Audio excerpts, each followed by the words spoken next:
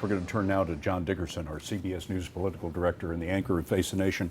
John, a good night for Trump as well, but Kasich has denied him Ohio. Is it going to matter? That's right. He's denied him those 66 delegates, winner take all. It will matter because it makes it harder for Donald Trump to get to the majority of delegates by the time he gets to Cleveland. For those who are trying, where they're holding the convention, for those who've been trying to stop him, it was important that he lose in Ohio or Florida. So now there's Cruz and Kasich who will try and keep stripping those delegates away from him and deny him the majority. Now, for the Democrats, we still don't know tonight who's going to win Illinois or Missouri, but it's obviously a big night for Hillary Clinton. What does her path look like from here? It looks like pretty smooth sailing for Hillary Clinton. She had two challenges. One is the delegate math, and she's been ahead in that.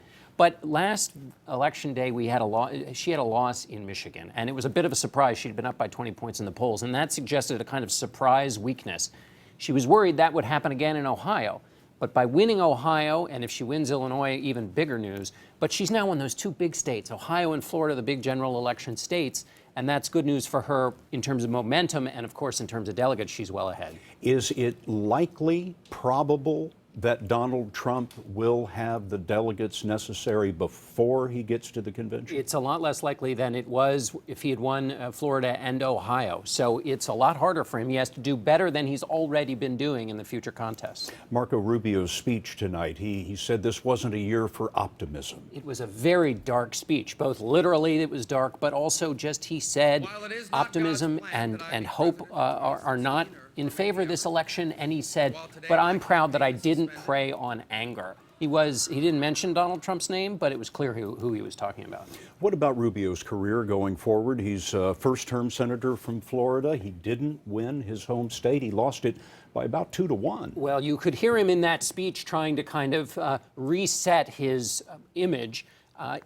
People talk about him possibly running for governor. He certainly will have a bright future because there are a lot of people who still think he is the future of the Republican Party. Next generation young, also a non-white voters are looking to the Republican Party and wondering where they fit in. Marco Rubio was a face of the Republican Party that a lot of Republicans wanted to see out there and in the mix. They'll still want him in there. One candidate we haven't talked about, Ted Cruz. Ted Cruz, we'll have to see how he does tonight. He's still in second place in the delegates, so he'll be able to say, look, I am the second place alternative to Donald Trump, but now he's got to work it out with John Kasich how he's going to do it. So I think the path for Cruz is basically deny Trump those delegates and then just argue it out as a lawyer in Cleveland. Bernie Sanders came out a few minutes ago and spoke to his supporters and essentially ignored the fact that he had lost most of these states tonight. I felt like when you listened to him, you could hear him pivoting a little bit to this is a message campaign. In other words, the delegate math has Hillary Clinton really winning. She did well tonight. And he was basically saying there are a lot of issues and those can still animate our campaign even if the idea that he'll get the nomination is very far in the distance now. So it's the middle of March. How long is this going to go on? April, May? June.